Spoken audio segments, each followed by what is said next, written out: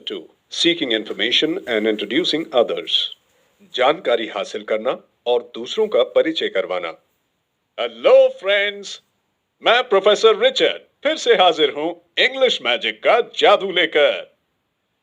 आज के चैप्टर में आगे बढ़ने से पहले मैं आपको बता देना चाहता हूं कि इंग्लिश को कतई हवा ना बनाएं। ये एक अत्यंत ही सरल भाषा है, बशर्ते हम इसे सीरियसली प्रैक्टिस करते रहें और दैनिक जीवन में इस्तेमाल करते रहें। फ्रेंड्स, पिछले चैप्टर में हमने ग्रीटिंग और इंट्रोडक्शन करना सीखा। इसके साथ साथ हमने इंट्रोडक्शन के बाद की बेसिक कर्टसी यानी शिष्टाचार भी सीखा, जैसे कि nice to meet you, please to meet you इत्यादि। आशा करता हूं कि आपने पिछले चैप्टर को अच्छे से समझ लिया होगा। यदि आपके मन में अब भी कोई डाउट यानी दुविधा है, तो मेरी राय है कि आप एक बार फिर उस चैप्टर पर जाकर उसमें सिखाई गई चीजों को पक्का कर लें। जैसा कि आपने पिछले चैप्टर में देखा, जैक और मैरी का परिचय हो चुका है। संयोग से वे एक ही कॉलेज में पढ़ते हैं और बहुत जल्द उनकी मुलाकात होने वाली है। तो आइए देखें व समझें कि वे इंग्लिश में बातचीत को कैसे आगे बढ़ाते हैं। Hi, Mary. It's good to see you again. Same here, Jack. How are you? I'm good. How about you? I'm also doing great. देखा आपने, ये दोनों कितनी सहजता से एक दूसरे से मिले। याद रहे, जैक और मैरी की ये दूसरी मुलाकात है, इसीलिए वे एक दूसरे को सीधे नाम से संबोधित कर रहे हैं। अब मैं चाहूंगा कि आप इस बातचीत को फिर से सुने और 2-3 बार प्रैक्टिस करें। Hi, Mary. It's good to see you again. Same here, Jack. How are you? I'm good. How about you? I'm also doing great. वैसे ये स्वाभाविक है कि आप नई नई मुलाकात के बाद एक दूसरे के बारे में और अधिक जानना चाहेंगे, जैसे कि एजुकेशन या फिर फैमिली। तो देखते हैं ये दोनों किस तरह बातचीत का सिलसिला आगे बढ़ाते हैं। So, Mary, what do you do? I'm doing my graduation in commerce. What about you, Jack?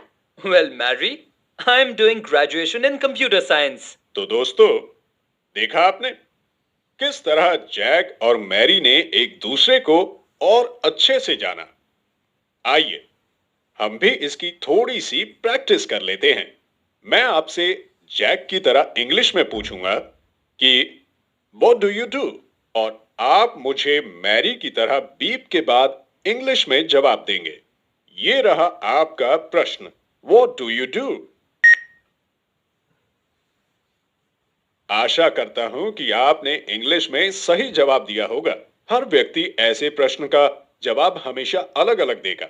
मिसाल के तौर पर What do you do के जवाब में आप कह सकते हैं I am working, या I am working with a bank, या I am working with a bank as a cashier, या I am a student, या I am a student of computers, या I am a receptionist, या फिर I am a homemaker, या फिर I am looking for a job, या फिर I am in the training department.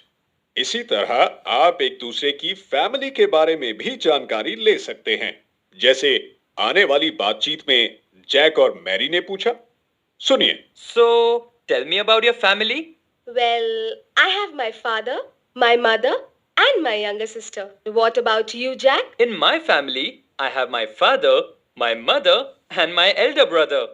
आइए अब परिचय और सामान्य बातचीत के इस दौर को आगे बढ़ाते हैं।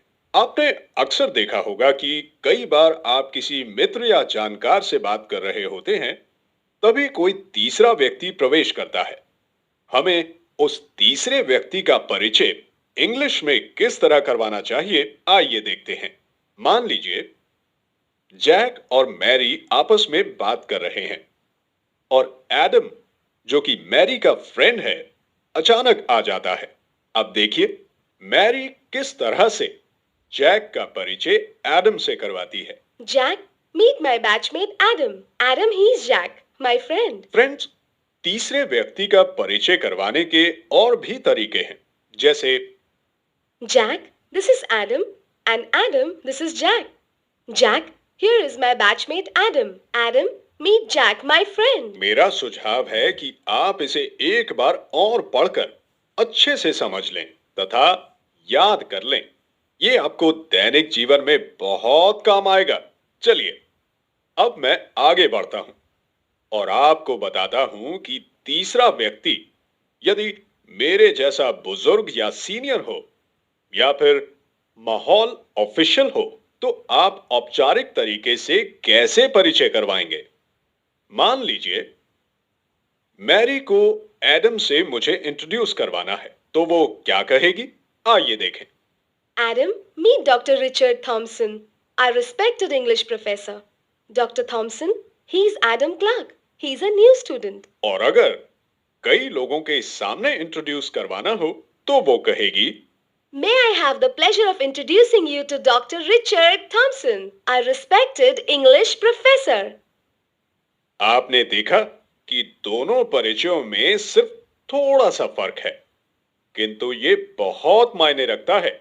ऑफिशियली परिचय करवाते समय हम व्यक्ति का पूरा नाम व उसका पेशा अथवा डेजिग्नेशन बताते हैं। तो हमने अभी अभी सुना किस तरह से मैरी ने एडम और मेरा परिचय करवाया। अब हम सुनेंगे कि इस परिचय के रिस्पॉन्स यानी जवाब में क्या क्या कहा जा सकता है। मैं एडम को कह सकता हूं, welcome Adam, it's a pleasure to meet you.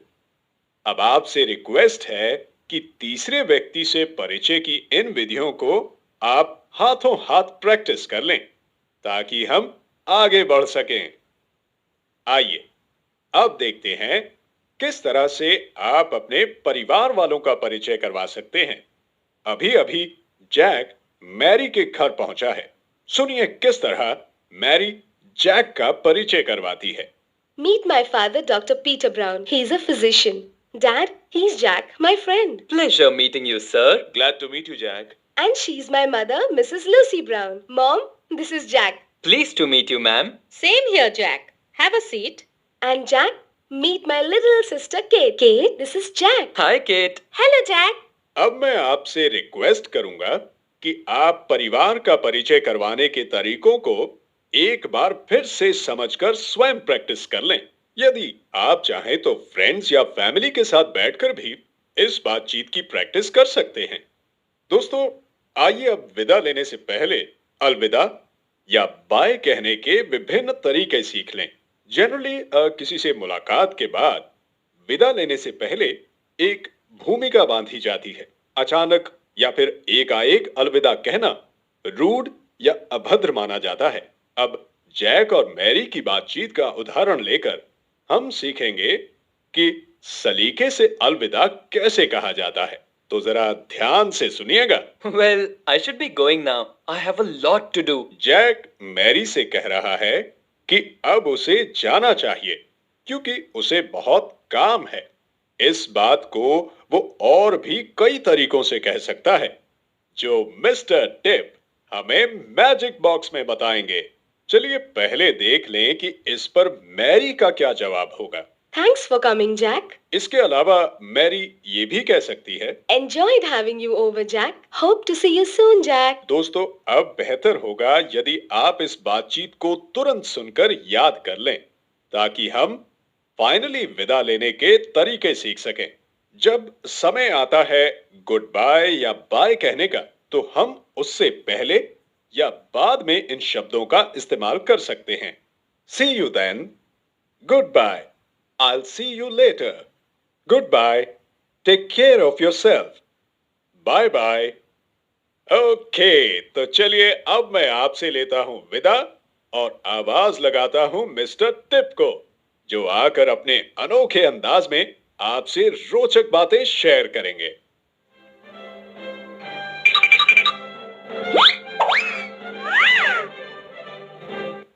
Hello friends, आपने मुझे पहचान तो लिया ही होगा। क्यों? वही आपका अपना अनोखा दोस्त टेप। तो चलिए खोलते हैं आज का मैजिक बॉक्स और देखें इसमें से निकलती है क्या सौगात। ओके, तो जैक और मैरी के बीच मुलाकातें बढ़ रही हैं। वाओ, आज बड़े अच्छे मूड में है, तभी तो उसने कहा I am doing great. Friends, यदि वो ठीक ठाक महसूस कर रही होती तो वो क्या कहती? वो कहती आई एम ओके, या फिर आई एम नॉट बैड, या फिर आई एम ऑल राइट। दोस्तों, ये जरूरी तो नहीं कि हम हर वक्त अच्छे मूड में ही हो। ये भी तो हो सकता है कि मैरी की तबीयत ठीक ना हो, या फिर उसकी किसी से कहा सुनी हो गई। तब वो जैक के हालचाल पूछने पर क्या जवाब देगी? वो कह सकती है I am not so good, या फिर I am not feeling well. और दोस्तों, ऐसे में जैक का भी फर्ज बनता है कि वो मैरी को कंफर्टेबल करे या सांत्वना दे। उसे तुरंत कहना चाहिए don't worry Mary, everything will be alright. इसीलिए तो इंग्लिश में कहते हैं मैनर्स मेक अ मैन। आदमी हमेशा अपने व्यवहार से ही पहचाना जाता है। Understood friends? ओके, चलिए अब आगे बढ़ते हैं। दोस्तों, सच पूछो तो इंग्लिश लैंग्वेज में मैनर्स या शिष्टाचार और तहजीब को बहुत महत्व दिया जाता है। आप क्या बोल रहे हैं और कैसे बोल रहे हैं, ये दोनों बातें बहुत इंपॉर्टेंट हैं। प्रोफेसर रिचर्ड ने आपको बताया ना, विदा लेने से पहले भूमिका कैसे बांधी जाती है। आपने देखा जैक मैरी को गुड बाय करने से पहले क्या कहता है? Well, I should be going now, I have a lot to do. और दोस्तों, इसे जैक कुछ इस तरह से भी कह सकता था, I must leave now, I have something important to do, या फिर I have to get going, I have an appointment. देखा दोस्तों, आपने ध्यान दिया होगा कि हर सेंटेंस के साथ जैक ने जाने का कारण बताया। उसने कहा कि मुझे कुछ जरूरी काम है, या फिर मेरा अपॉइंटमेंट है, इत्यादि। इस बात को हमेशा याद रखना my dear friends. Whenever you give a valid point, people always respect you. आप जब भी जाने का कोई वैलिड रीजन बताते हैं तो लोग हमेशा आपकी इज्जत ही करेंगे। तो माय डियर फ्रेंड्स, इस इंपॉर्टेंट टिप के साथ ही मैं अपना मैजिक बॉक्स बंद करता हूं ताकि मैं अगले चैप्टर के लिए इसे फिर से भर सकूं। Okay, so good bye, see you, जल्दी फिर मिलेंगे। तब तक के लिए enjoy your English magic! Yip!